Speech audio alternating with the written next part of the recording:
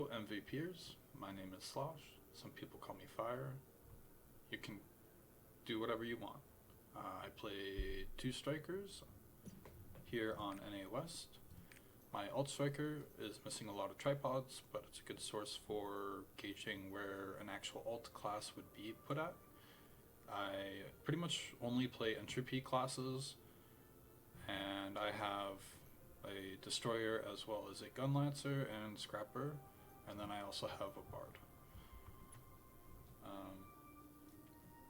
Let's see here. Guess people would be curious about my character. I currently play the 3 Spender ESO, however I played all other striker builds besides the spec ESO, as in I've properly built it on my character. I've even tried scuffed variants, but this is what I currently play, and this is the same build that I run on my alt striker. All the gems, and then card sets, Light of Salvation. I am currently a Kadana Trap resident. Now, one thing specific about my build, because I always want to make sure that I am testing and doing everything to the absolute min-max of my capabilities, I have two builds. So I get to test the differences between Keen Blunt and Mass Increase. Keen Blunt, Raid Captain, does have the highest ceiling. However, from my experience, it doesn't always net out to be the highest DPS over the course of a raid. So, for now, my preference still lies with Mass Increase. However, for those curious, Striker does have a wide variance of builds. So, let's get into the builds. Okay, MVPers, we're going to be talking about our skills here. So Striker has a lot of built-in mobility in his kit, and he has a lot of self-steroids. So, to start out, we have Storm Dragon Kick. This formerly was called Storm Dragon Awakening, so if you hear people refer to it as SDK or SDA, they're referring to Storm Dragon Kick. Obviously, Awakening is pretty hard to call it an Awakening when it's not an Awakening skill. What the skill does is it's a mobility skill. It can be left at level 4. So you don't need to spend points on it. The cooldown does increase if you spam it. And it has the combo mode, so you can kind of lightly tap it as you run around. This is great for maintaining adrenaline. And it's great for mobility, repositioning. You can do a lot of... You can easily, basically navigate a fight with just a few striker skills. Next up, for 3 Spender, we're going to be going over Vicious Tiger Dance. You can use a skill with 4 Spender, but you will need higher spec values, and you will need to run a Wealth Rune on another skill, and we'll get to that when we get to the 4 Spender variant. But for 3 Spender, these are the tripods that you will want. If you do not have the spec value to make focus attack work for you, you can always run Vital Point. This will allow you to still gain enough meter from using the skill. As you can see, it does build a little bit of meter, but this is with the negative 50%. And we basically cancel out most of that negative with just getting a high specialization value. Ideally, you do want to have around 640. That is what my own personal recommendation is from testing. But this build works with around 500 spec. Next up, Lightning Whisper. This is the bread and butter to the beginning of your combo. Please note that this skill does not have what is known as paralysis immunity. So because of that, you can be prone to going to use the skill and getting CC'd out of it. Now, this skill, you do not need to max the quick prep cooldown. You do not need to max that. It can be left at level 4, and same thing with the Esoteric skill, Tiger Emerge. Both of these can be left at level 4 for quick prep. This is just the inner min-maxi brain cells firing. As you see, we do not run the esoteric meter on the first line for the tripod. This is commonly ran on Deathblow, as well as the unoptimized like starter strikers. I would actually encourage you to use this, but when you get gear, you can swap back to Lightning's Blessing. It's really nice to have, and as you can see, it has pretty high uptime on the buff.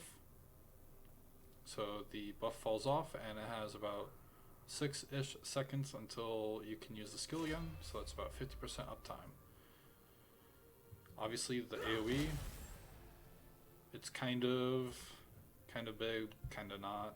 It's about the size of your Tiger Emerge AoE, so that's the frame of reference. You can be slightly not kissing butt in order to actually hit it. Next up is SSB, Sky Shattering Blow. This skill is really important for mobility, for countering, for building a meter, for everything. This is why I run a cooldown gem on it. In all builds, the gem cycles would stay the exact same. So even if you drop Flash Heat Fang, you only want to run a damage gem with the alternative skill. And if you run Vicious Tiger Dance instead of Moonflash, you run whatever it is in this slot specifically, you are going to run the same exact gems. That damage gem, if you don't want to run a damage gem, you can run a cooldown gem on SDK. That is up to you. Now that that is out of the way, before I forget about the gem stuff, we can go back to the skill.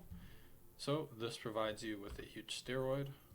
As you can see, my attack speed is almost capped just by using the skill. And for those astutely noticing that this also gives attack speed, yes, we are almost self-capped even with mass increase on.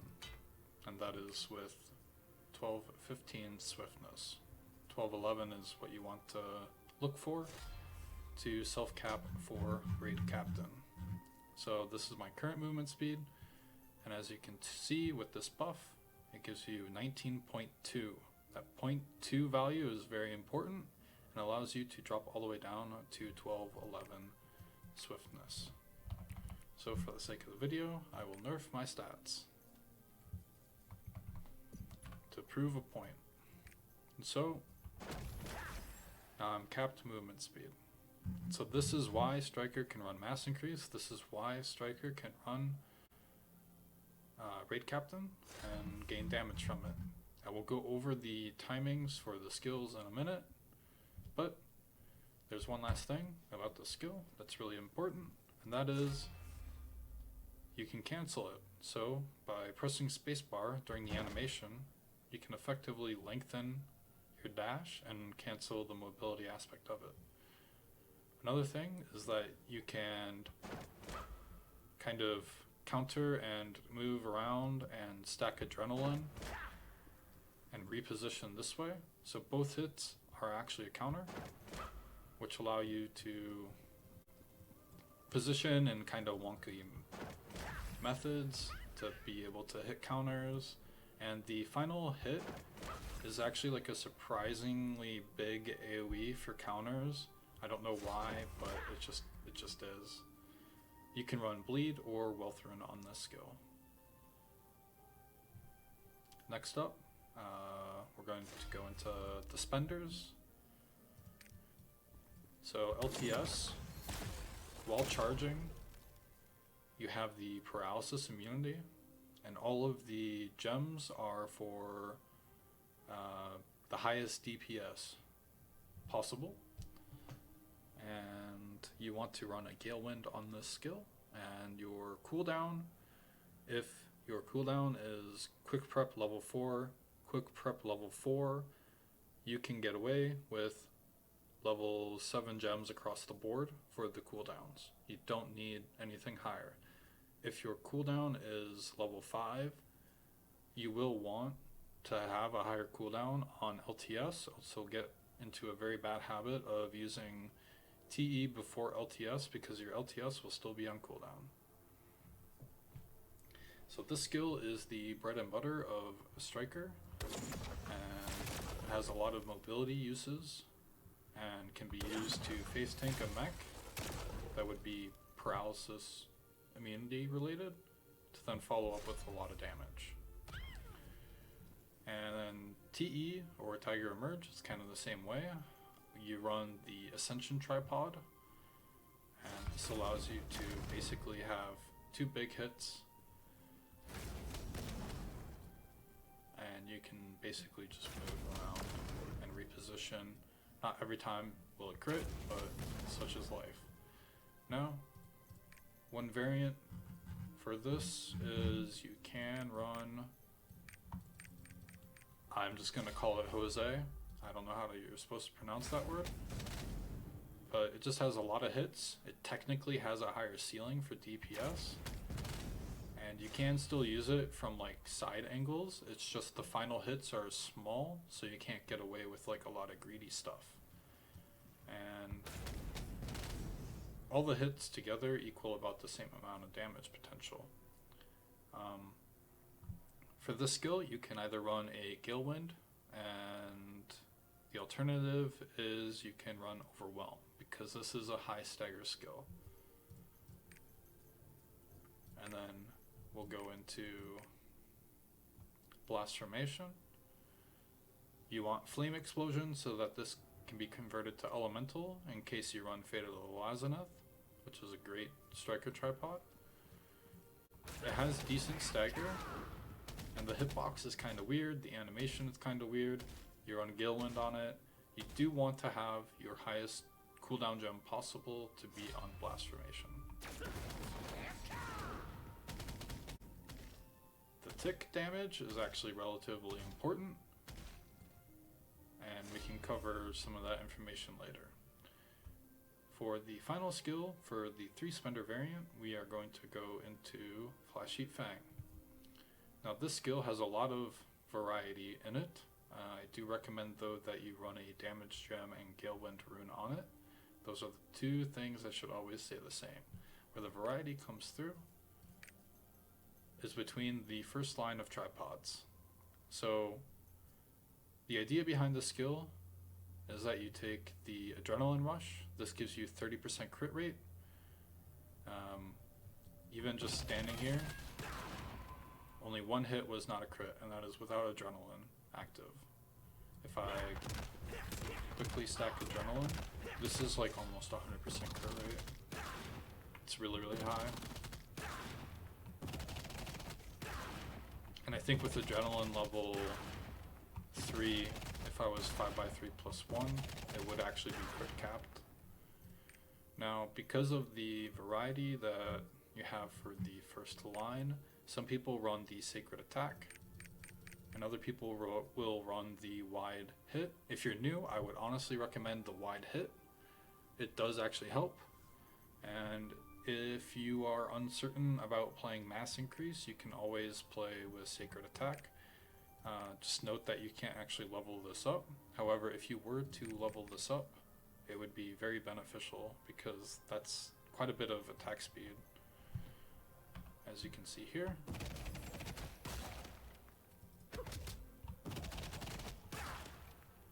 At max stacks, you would be above cap for attack speed for a brief second. So some people will run it. Because of the nature of your combos, you'll oftentimes be hitting with this skill and then like STK away. So if you like the snappier movement, I would honestly suggest running with the Sacred Attack. Just note that your damage is now holy, so if a boss is not weak to holy, then you don't gain damage. If it is weak to holy, you do gain damage. So there's all of that to consider as well. This is, I believe, a non-elemental hit, so I don't believe it scales with Fate of the Lazanuth. I don't personally use it in Chaos, and it's probably the only way that I'd ever be able to test if it actually is elemental, because you would leave behind a burning body if it was fire. Moving on to the cycling and tips and tricks for the ESO 3 Spender. So for ESO 3 Spender, we are primarily splitting up our abilities like so. You would start with SDK to stack up a few adrenaline stacks. You then move into Lightning Whisper, SSB into your LTS, followed by TE and VTD. If done properly, you'll have a little bit of bubble, and then you'll follow it up with SSB, Flash-mation, and finish with Flash Heat Fang. This will then cycle it again, allowing you to have extra meter to then dispose of differently for different alternative combos. So alternative combos, example 1, hypothetically, say you have stacked adrenaline, boss stops moving, you can Flash-mation, Lightning Whisper, SSB, TE, and VTD. For those curious if I'm actually capped for Raid Captain during this, I will do all the buttons and show you the movement speed. So let's get that right here. So SDK, Lightning Whisper,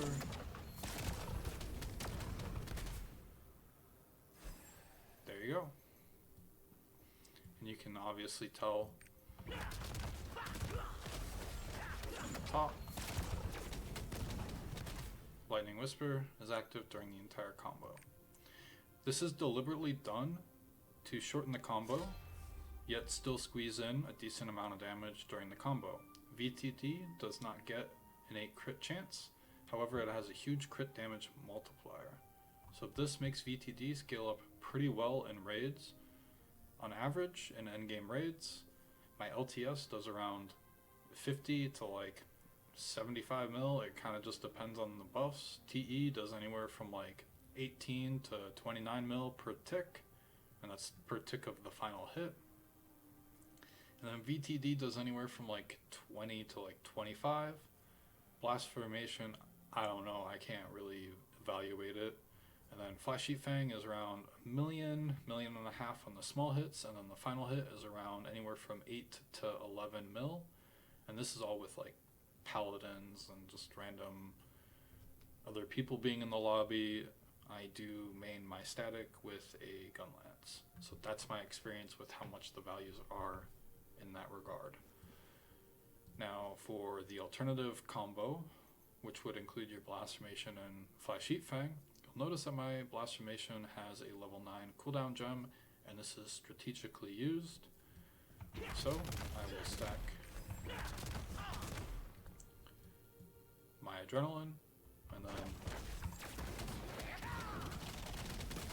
that's all you do. That's it. You're obviously going to be capped movement speed during the entire thing. It's really just that easy. Your cooldowns are going to line up, and that's it. So a real cycle would look like this. You can then kind of move around, reposition. I procced Rage. So don't even need to SSB that time. Maybe there's more mechanics going on.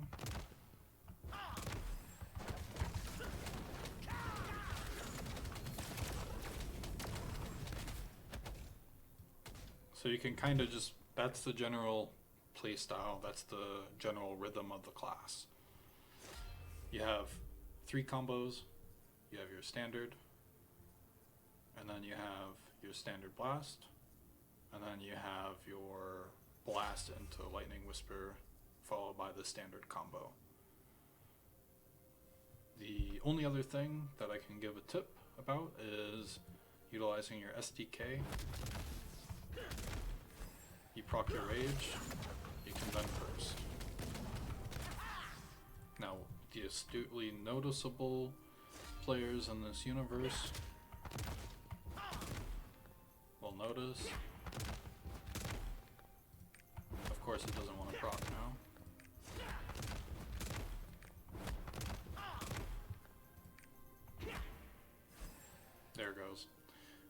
The intelligent players will notice that the movement speed is not capped, however it is almost 3% away from being capped.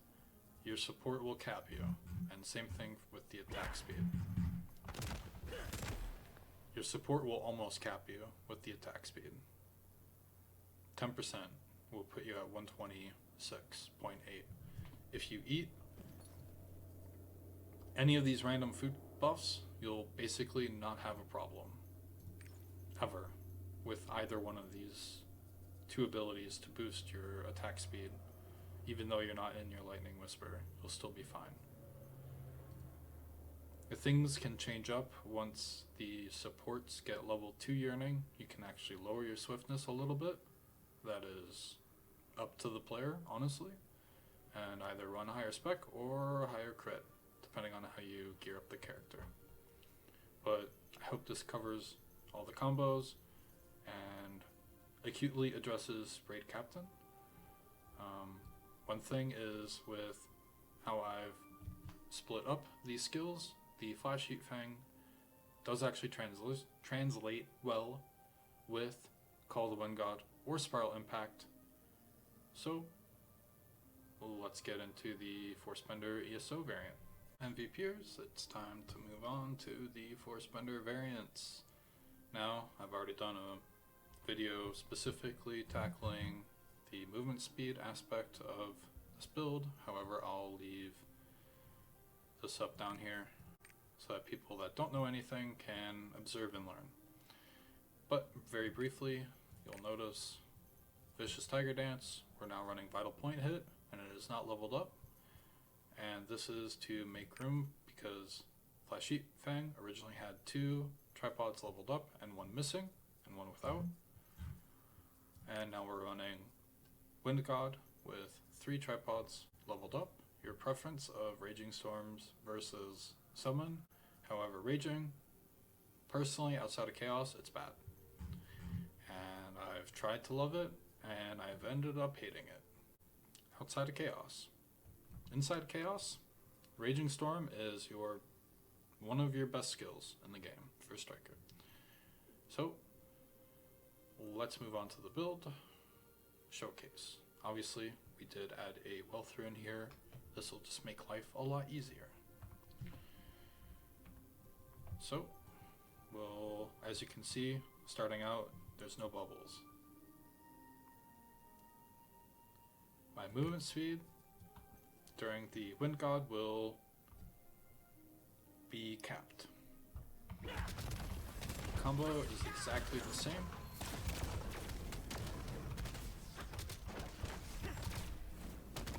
Just the tempo in which you use your abilities slightly changes.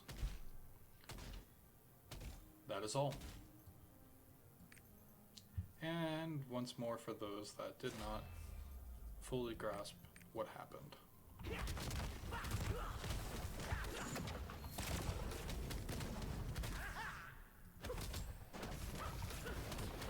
You can either do it either way. Just notice your blessing is going to fall off while your tornado is going off.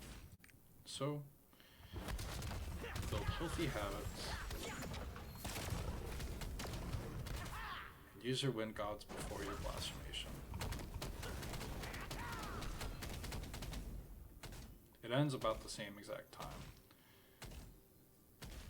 Obviously, if I actually tested using Spirit Absorption, the animation would just go off a little bit faster. And if you do happen to have an extra Legendary Galewind because you're playing this build post Hanumatan, then you can equip that on Galewind or Flash Heat Fang, whatever your preference is. One thing to note is that both of these skills are used in the exact same pattern, essentially, for the combo, and both of these skills in this slot will always have paralysis immunity no matter what you play. So Flash Heat Fang, Call the Wind God, or Spiral Impact. Spiral Impact just has way higher uptime, and I would honestly not suggest it if you plan on pushing past level 7 gems. And I'm not going to demonstrate it, but Spiral Impact, the tripods that you can take is weak point, and then you can pick whatever you want here, and you can either leave a level 1 and level up VTD if you so choose, or you can level it up and leave VTD at a lower totem pole placement. Another option for your combos, because you are running Vital Point Hit, is you can start to use spenders during your SSB and Lightning Whisper window. So it can look something more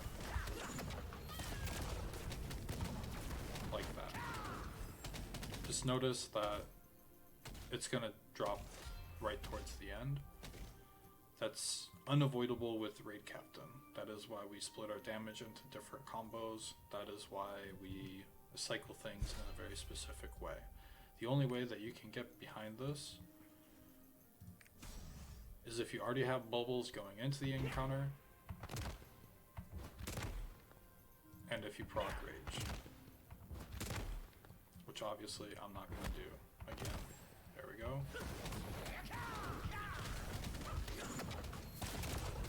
This would technically be the higher DPS potential, but this is such min-maxiness that it doesn't matter. Consistency is your best friend when playing ESO. It doesn't matter what build you're playing. If you're hitting all of your damage in the back, you're going to be doing a lot of damage. Deathblow already doesn't land Blasphemation in the back consistently with the Lightning Whisper buff. If they're using Blasphemation and Lightning Whisper is off cooldown, then they are losing DPS on LTS. And in theory, they are actually lowering their total DPS potential. Yes, there are moments where doing a combo like this as Striker, if you already had Adrenaline stacked up, is the highest DPS potential. However, these combos don't line up in cooldown frequently enough with the generators that this build specifically runs. That is why the cycles, as I demonstrated, are done in the way that they are done. That is the theory, that is the playstyle, that is everything you need to know about the ESO. What's up, MVPers? We're going to go over some engravings, but I'm going to drink some tea. So stay hydrated. Alright. For ESO, these are all the engravings you can run. Whether you want to run a 4x3+2+1, a 5x3, a 5x3+1, if Ancients are out, doesn't matter to me. I don't care what you do. It's your character, it's your money, it's your gold, it's your Phaons, it's your DPS, it's your MVP screen, it's your family photo, it's your raid, it's not mine. You can do whatever you want. And you can even run all the way down to like 500 swiftness. I don't care. You can invest all these accessories into spec for all I care.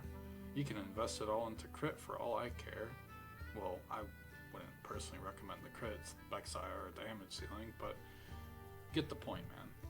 So if I add some of these accessories back, well, let's do the earring. 14% with 18% cooldown, you can realistically get that. That's pretty good. That's pretty comparable to a full, like the original like 1200, like almost full Swift style of a build. That's more than enough to cap with the support. With the support, you're at 24%. 24% plus 19%, you're basically capped. You can drop mass increase, you can run Keen Blunt, you can invest more into spec, and you can get a little bit more crit from your bracelet. So you could run a crit spec bracelet, and then a spec ring, and then use a spec pet, and you can have as much spec as you want, as long as you keep that attack and movement speed up there so that the comfort is there as well while you're cycling. And you can drop Raid Captain, you can do whatever you want, I don't care. The engravings that are pretty much solid, mandatory, and the stat values that are solid and mandatory is you want at least 500 crit, you want at least 500 spec, and you want at least 500 swiftness. After that, I don't care what you do. I really don't. Just know if you're not getting accepted to lobbies, it's probably because you're doing something special. I don't care. As long as it's mass, or sorry, not mass, ambush, grudge, and then there's adrenaline and ESO in there, I don't care what you do. I really don't. The rest of it, no one cares. It's all the same. If it's less than 1 million DPS in Trixion, I guarantee your performance in the raid would impact your DPS way more.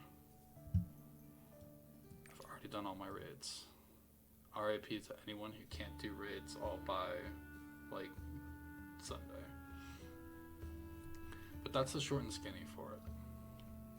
I can't help you be more direct than this. There's so many different ESO builds. I can probably count on both hands every ESO build I've seen. The only thing that I'm going to recommend is never put a cooldown gem on Flash Heat Fang, Call of the Wind God, or Spiral Impact, because you're literally just asking for bad DPS cycling for skills that don't do that much damage. These are your primary DPS skills. This is a filler skill, and this you can play with. You can replace your VTD with Moonflash Kick, and I've already covered this in the video. I'm recording this after I edited everything. You can do whatever you want. Just know that this gem, the stats, it all has a base value, and after that is complete preference. It's not like Igniter Sork. It's not like freaking Barrage Artillers. It's not like Death Blow, where there is a very rigid combo that you must follow to achieve the base minimum, and then there's minor things that are the like cruel fighter mentality, the cruel fighter mindset. For ESO, it's a B tier class and it can be an A tier class if you're proficient with the DPS cycling of the class. I would put it above a lot of other mid-tier classes if I know the person playing it is skilled. Everything else after that, I would say it's all preference. It really is. I cannot stress this point enough, and I know it's not the answer you are looking for. That's it. That's all I got. I hope this guide has helped someone in some capacity. Please, if you have questions, comments, concerns, or just want to type your frickin' LTS number in the comments, feel free to do so. I'll try to reply to as many comments. If there's a video pertaining to ESO that you would like to see, let me know. That's it. That's all I've got. This is a wrap. I hope I never have to make another guide video about ESO again. Let's hope that they don't actually do the right thing and put crit rate on ESO engraving and fix the class. So let's leave it at that. See ya. Enjoy getting into those family photos, those MVP screens, because that's all that people seem to care about these days instead of just playing a game and having fun. Later.